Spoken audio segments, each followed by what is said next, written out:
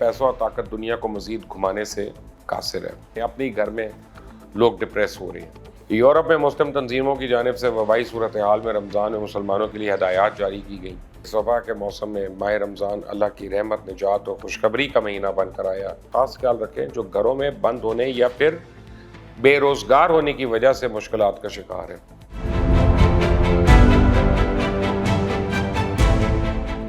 آج دنیا پر نظر ڈالیں تو ہر طرف شور مچاتی اور آلودگی پھیلاتی زمینی اور فضائی ٹریفک ماضی کا قصہ بن چکی ہے۔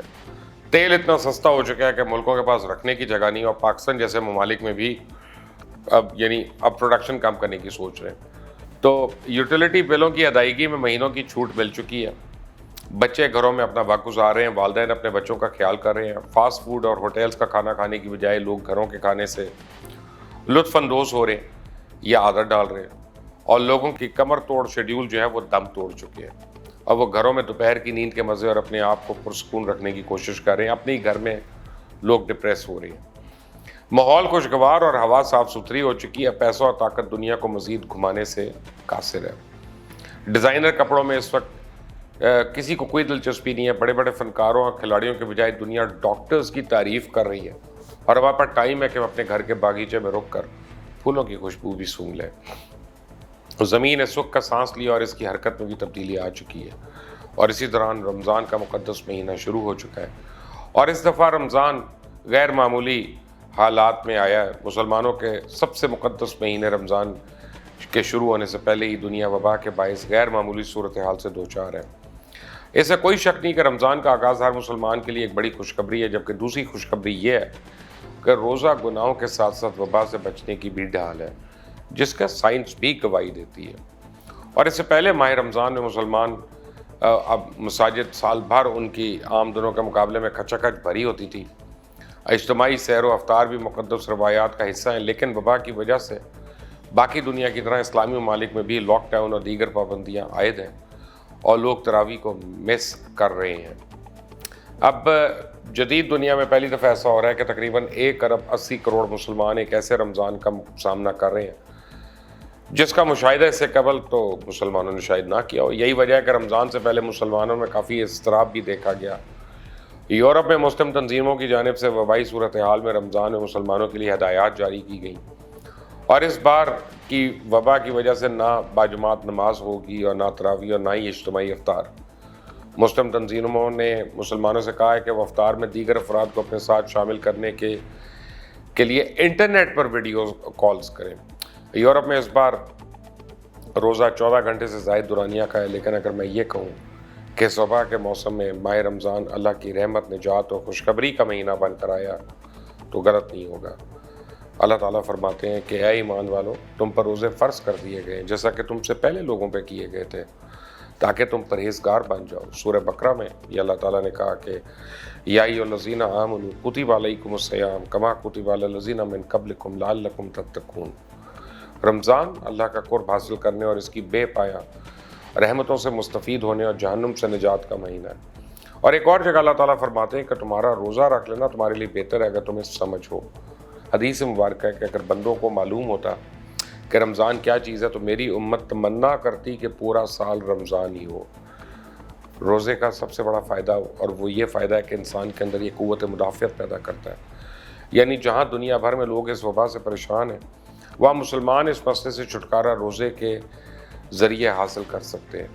ابھی تک اگر کسی چیز نے اس وبا کو شکست دیا تو وہ آپ کا جسم۔ بیماری سے بچنے کے لیے انسانی جسم میں خود کار نظام کام کرتا ہے جو بیماری کا سبب بننے والے جراثیم کے حملے کو ابتدائی مرحلے پر ہی روک دیتا ہے۔ انسانی جسم میں مزاحمت کا یہ نظام قوت مدافعت کہلاتا ہے، اور اس وبا کا شکار وہ شخص ہی بچ سکتا ہے جس کی قوت مدافعت یا ڈیفنس میکانزم اس کا اسٹرانگ ہو۔ طبی ماہرین کے مطابق روزہ رکھنا صرف نظام ہضم کے لیے انتہائی مفید ہے، بلکہ اس سے انسان میں بہت زیادہ قوت مدافعت بھی بڑھتی ہے، جو کہ متعدی اور وبائی امراض سے نمٹنے میں مددگار ثابت ہو سکتی ہے۔ چند سال پہلے آکسفورڈ یونیورسٹی میں کی گئی ریسرچ کے مطابق اگر مسلمان درست طریقے سے اپنے جسم اور ذہن کو روزوں کے لیے تیار کریں تو یہ حیران کن حد تک بہت زیادہ طبی فائدے کا باعث بنتا ہے۔ روزوں میں مسلمان سورج طلوع ہونے سے لے کے غروب ہونے تک کچھ کھا پی نہیں سکتے، تو جسم کے لیے جو آپ کی اضافی چربی ہے اس کو توانائی کے حصول کے لیے جلانا آسان ہو جاتا ہے اور اس سے موٹاپے میں بھی کمی آتی ہے، اس سے پٹھوں میں مضبوطی آتی ہے، کولیسٹرول لیول گرتا ہے، صحت مند غذا کے استعمال کو معمول بنانے سے ڈائبٹیز اور بلڈ پریشر کو بھی کنٹرول ہوتا ہے۔ رمضان کے آغاز کے بعد کچھ دن جسم کھانے کے نئے اوقات کے لیے خود کو ایڈجسٹ کرتا ہے، جس سے خون میں اینڈوفینس جو ہے نامی کیمیکل ہے وہ اس کی مقدار بڑھتی ہے، جو روزے داروں کو زیادہ چوکنا، خوشباش اور مجموعی طور پہ بہتر ذہنی صحت کا احساس فراہم کرتا ہے۔ رمضان کے روزے اگر صحیح طریقے سے رکھے جائیں تو ہر روز جسم کی توانائی بحال بھی ہوتی ہے۔ یہ میں آپ کو بتاؤں کہ یعنی روزانہ صرف گناہوں سے بچنے کے لیے یہ ایک ڈھال ہے، بلکہ وبا سے بچنے کے لیے بھی ایک بہت بڑی ڈھال ہے، اور ہمیں اللہ تعالیٰ کا شکر ادا کرنا چاہیے کہ ان مصیبتوں کے دنوں میں ہمیں رمضان کی برکت عطا کی۔ وبا سے بچنے کا طریقہ یہ ہے کہ سوشل ڈسٹنسنگ اس کو بڑھایا جائے۔ رمضان کا مہینہ ہمیں یہ بہترین موقع فراہم کرتا ہے کہ ہم بغیر ضرورت کے گھر سے نہ نکلیں اور ضرورت مندوں کی مدد کریں تاکہ وہ بھی گھروں تک محدود رہیں۔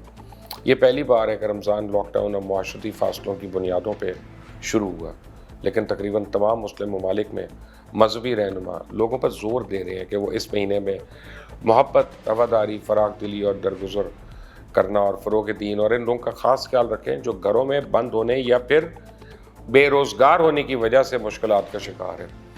لہٰذا ہمیں چاہیے کہ ہم اس مبارک مہینے میں گھروں میں زیادہ ہی زیادہ عبادات کا اہتمام کریں اور زیادہ سے زیادہ صدقہ اور خیرات کریں، اور ضرورت مندوں کو اس مہینے میں یہ احساس نہ ہونے دیں کہ وہ اکیلے ہیں یا انہیں کو پوچھنے والا نہیں، کیونکہ اس مبارک مہینے میں جو بھی نیک عمل اور بھلائی کے کام ہوں گے ان کا ثواب دوسرے مہینوں کے مقابلے میں زیادہ ہے، اور اس وقت سب سے بڑی بھلائی خود کو اور دوسروں کو اس موذی وبا سے بچانا ہے، یعنی اس سے بچنا ہے وہ آپ کے ہاتھ میں، اور اگر آپ لوگوں سے کم ملیں گے تو خود بھی بچیں گے اور دوسروں کو بھی بچائیں گے۔ اور روزہ رکھنے کا مقصد اپنی اور دوسروں کی بھلائی اور صبر اور استقامت کا مظاہرہ بھی کرنا ہے۔